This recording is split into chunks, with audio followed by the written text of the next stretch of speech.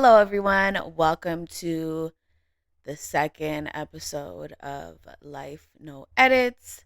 Happy holidays. My partner is sick, has been sick, and I need to disinfect our guest room so I can go back in there and film. So I'm filming in my living room right now. Christmas tree set up in the background. I'm like, it's kind of cute though, like holiday vibes or whatever. But I'm happy to be back with the second episode.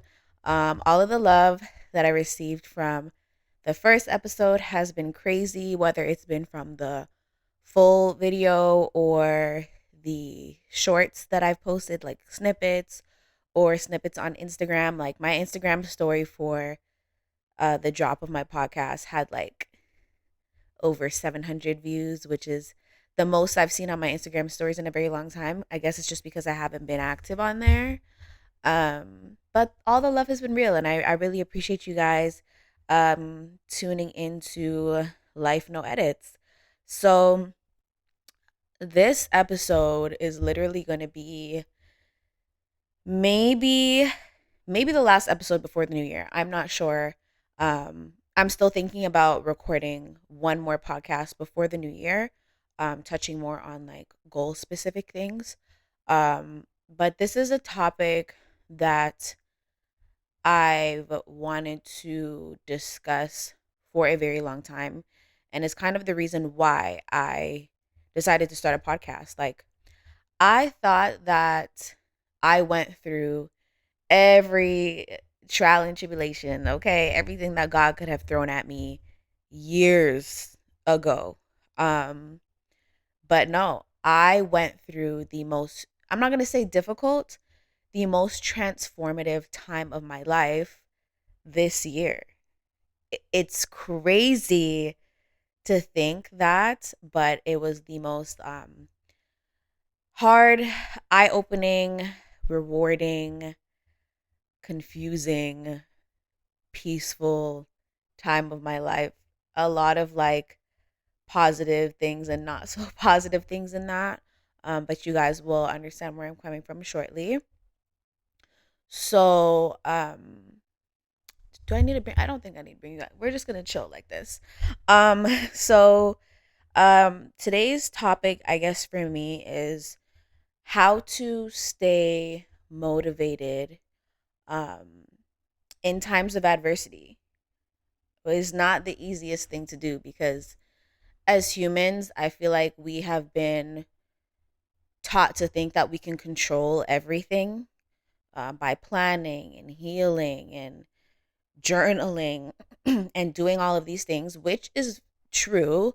Like these things can help, but it's not going to always keep you motivated. Like motivation is a feeling, it comes and goes. It's not something that stays all the time. Like happiness, you can't be happy all the time. We want ourselves to be, I just want to be happy for the rest of my life. It's never going to be that way. Like, I'm sorry. Like, it's a feeling, it comes and goes. So, I learned that this year. So, we're going to start off at the top of the year. Top of the year was great. I went to St. Lucia for the very first time with my boyfriend, and we had an amazing time. We went with friends. We stayed at a villa. Went scuba diving for the first time.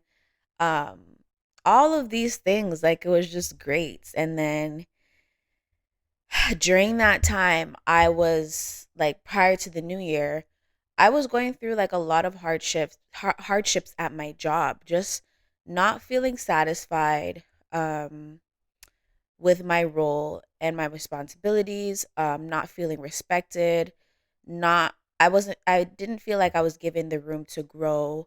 When I did speak up and advocate for myself, it was like the world was ending. I was being blamed for other people's incomplete work, and just the way people were speaking to me like I'm a kid. Like I know I look like I'm 18, but baby, I'm 29 years old. And as much as people want to say, "Oh, you're a baby, you're 20s." Yes, I know I'm young, but I'm not a child. And especially if I carry myself as such, I don't carry myself as somebody who's immature or doesn't have their head on right. You could be 35, 40 years old, and I guarantee you I've had more jobs and experiences than you have. Like, it's just, you know what I'm saying? Like, there's certain things in life that have just pushed you to be a lot more mature. And I just felt like I was being treated like a child. And I don't want to say it's because I had coworkers in that same line of work that were in their early 20s, meaning 22, 23, and I was the eldest out of all of them. Um, but it felt like that sometimes. Like I just wasn't being respected. So going on that trip to St. Lucia, it was like a spur of the moment thing. We found out about it, we booked our tickets and we went. But like I also went on that trip because I needed a mental break. Like if I could have stayed there and like not come back, I would have not come back. Like I was emotional going there because I'm like, wow, like I finally get to breathe from all of the things that have been happening at work. And then I cried when I came back because I'm like, now I'm walking back into the same negative environment.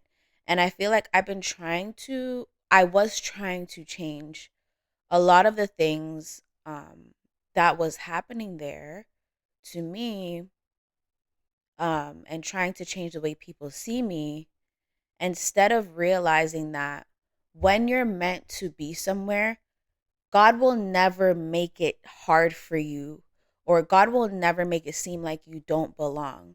When God wants you to be at a certain place at a certain time or working in a certain position, it will never be difficult. It doesn't have to be difficult, but it was difficult for me. And I kept trying to pivot and figure out what I could do. Do I need to change? Do I need to socialize more? Do I need to go to more meetings? Do I need to work on more projects?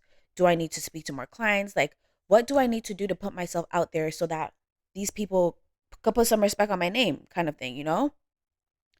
And nothing worked. I found myself back in therapy with a therapist. I was crying all the time. I was hurt all the time. I was belittled at work. And it just kept getting worse and worse and worse and worse. And this is upon me almost hitting my 2 year mark at my very first marketing job after busting my behind on social media content creating, proving to others in the work field that I can do this without a degree. So I felt like I was giving up a part of myself in a sense where like I worked so hard for this and now I have to let it go. And it got to a point where performance reviews happened. I was like I was blindsided completely. After almost being 2 years there, I didn't get a raise. My bonus was very crappy.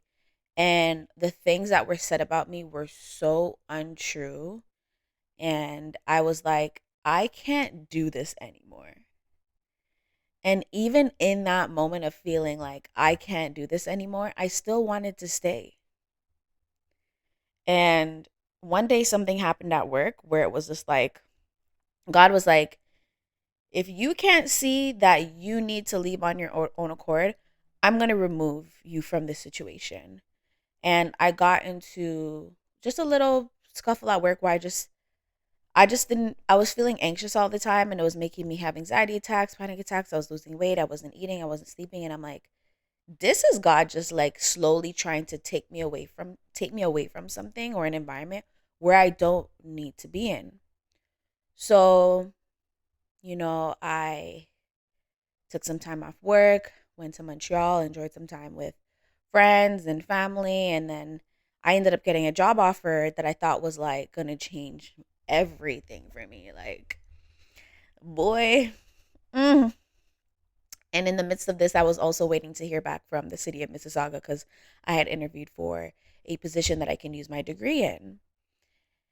And I've been very open about that on my unemployment series shorts on YouTube. If you haven't seen it, I'll try and put it in the cards above. But long story short, ended up getting a job. It was like for marketing management at a small company, working with kids, which I love. And I'm like, oh, this is going to be great. I lasted like a month and a half at that job. Not even 2 months. This is after me leaving my job in April, May, jumping right into this job when I shouldn't have, because my contract wasn't supposed to start until a certain date, but they wanted me to start early and do all of these unhinged things that were just not what I wouldn't do in a business. And I went along with it because I'm like, you know what? Maybe this is where I need to be. Like, I can grow here. I can prove myself. There was an opportunity for me to have my own location, just do all of these things that I've always wanted to do, and it just didn't end up being that, because again, I ended up in an environment where I was working with people who weren't so kind. Now, in the midst of this, I was on my way to work that job, and I said to God, I'm like, God, it's been like 3, 4 weeks. I don't want to do this. I can't do this. Like, I'm tired of coming home and complaining to my partner that I hate this job and I hate this person. And not hate, but I dislike this person. I dislike this job and whatever, whatever. I'm like, I need you to come through for me. Mind you, this is after like a month before I had turned down that city job that I wanted for this job, because I was like, this is where I need to be. But the city was like, we want you, da da da da da, whatever, whatever. I turned it down anyways. That day after I said that prayer in my car, can you believe the next day the city reached out to me, was like, hey, like, we're circling back. We really liked you in the interview. We want to offer you the job again. Like, do you want it? I responded. I said, yes, I want it. Boom, boom, boom. And the ball was rolling. The ball was rolling. Everything was going, HR, contract negotiations, salary negotiations, phone calls, all of that stuff. And I'm like, yes, yes, yes. And in the midst of all of this, I'm going through issues at the current place that weren't making me feel good, because I'm not an argumentative person. I don't believe in arguing and having disrespectful conversations with managers and whatever. And that's what's starting to happen. Like, I was getting to a place where I wasn't being very respectful. I'm like, this is not me. This is another job that is pulling me out of character, where I just don't need to be. And it was just a very weird situation to be in. So at that moment in time, I said, you know what? The city job is in the works. We're getting that together. I'm going to give him my 2 weeks. Boom. Give him my 2 weeks. The last week of me heading into my second week of resignation at this job, the city rescinded the offer. And I was like, holy, I was like, there is no way. I sat in this couch beside my boyfriend. I came out of the room and I said to him, you don't even want to effing know. I sat beside him. I told him what happened. And all I could do was laugh, because everything in my life was just so comical at this point. We went to St. Lucia in January. We moved in February. Things were happening, on my partner's side of things. 2 months after that, I changed my job. A month after that, I'm out of a job. 5, 6 months into moving into my brand new condo, I'm out of a job. Because obviously they rescinded the offer. I gave my 2 weeks. And I was just like, I even went back and I'm like, hey, like, oh, I was like, hey, like, change of heart, like, can I stay? And they were like, we don't have the budget. And I'm like, okay, trying not to panic. And God immediately said, no, why did you do that? I didn't ask you to go back to them and beg for the job that you're no longer supposed to be at. Why did you do that? Like, it was just it was clear as day that that's not what I was supposed to do. The city job was rescinded for a reason. I don't know why. I didn't know why at that point in time. I know now. I wasn't meant to go back to that job, because that's not where I was supposed to be. It wasn't going to do anything for me. And I sat at home for 4 months with no job, no income, because I wasn't, like, I had a plan to create full time, and I created this whole series on TikTok, like becoming a full time creator and ah da da da da. And the truth is, that was like the one of the darkest times in terms of my motivation, because I'm a go-getter. I'm usually motivated a lot of the times, and I'm determined. That's the word. I'm a very determined individual. And I was like, you know what? I'm not going to let this define me. I'm going to go on a content creator journey, and I'm going to create content full time, and I'm going to make my income. And this is it. This is where it begins, Didn't end up being that way.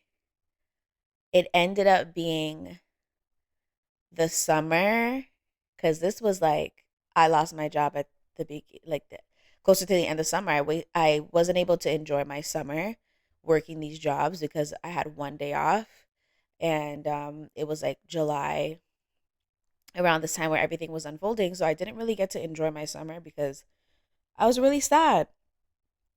But it ended up being the summer that I found God for the first time in my life.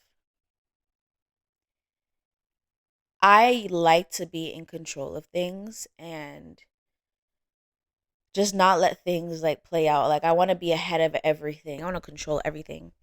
And this was the summer that I wasn't in control of anything. I had no job to go to. My other part-time job, there were no shifts for me, which was the first time in a long time there's no shifts for me. There was just one thing happening after the other, and I had no choice but to sit still. And that's, like I said, that's when I found God for the first time in my life. I feel like we're raised in the church, our parents teach us about Jesus, and we hear all these different sermons, and it's like, you know, it's almost like you're being force fed in a sense. And I say that because when it comes to God, I truly feel like there is no other way to build that true connection and relationship with Him until you've gone through your own personal trials and struggles and tribulations. And I did. I thought I've gone through the worst. And trust me, worse has happened to me. But in my adulthood, where I want to be more structured and be more financially responsible and have all these things going for myself, it felt like the worst time of my life. And I had no choice but to sit still. I said, you know what, God? I don't have a job. I don't have anything lined up. I'm applying. I'm getting rejected left, right, and center. I said, I'm just going to sit still and let you do you. And this was the first time in my life where I picked up my Bible, did my daily devotions consistently, not ever, just consistently. Um, Started listening to Christian ebooks, and I cut out secular music. I can't tell you guys the last time I voluntarily listened to secular music since July. Um, I do my devotions. I pray, not as hard as I should, but I pray. And I say all of this because in that moment of silence and sitting still, I seeked God for the first time. I didn't wait for Him to come to me in my moments of weakness and trials. And I didn't pray and say, God, please help me, and do nothing about it. I seek God. On top of me saying my prayers and saying, God, I need you to do this for me, I said, God, I don't know what to do for the very first time, and I need you to take control of this situation because I have nothing else to give. And I feel like that's where a lot of us go wrong. We want our prayers answered instantly. And when God doesn't answer them instantly, all of a sudden, God didn't hear my prayers and God didn't answer my prayers. God doesn't have to answer your prayers within 1 to 5 minutes or right now. God can answer your prayers 5 to 10 years from now. And seeking God for me was such a time of vulnerability because, like I said, I had no income. And when I say miracles happened, like I'm getting emails from the government saying we've recalculated your taxes from 3 years ago and we owe you over $2,000. That's the kind of miracles that I'm talking about. You know what I'm saying? Like being vulnerable enough to even ask for help, which is something that I don't do.